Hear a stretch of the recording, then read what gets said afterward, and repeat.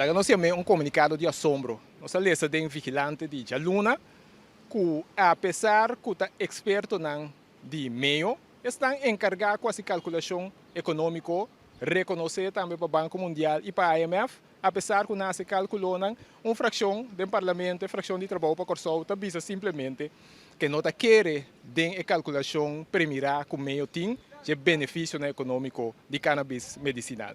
Tudo isso aqui justamente no momento que a comissão concernida do parlamento está planeando sua viagem para a Colômbia para enviar mais informação sobre o trajeto legal de legalização e de benefício econômico. Não é uma coisa mais estranha. Mais estranho ainda para nós está para a sombra que está vista, que não está confiando, pero está lá outro, está propondo para outra oficina do governo, maneira SOAB, e Contraloria General se hace calculação.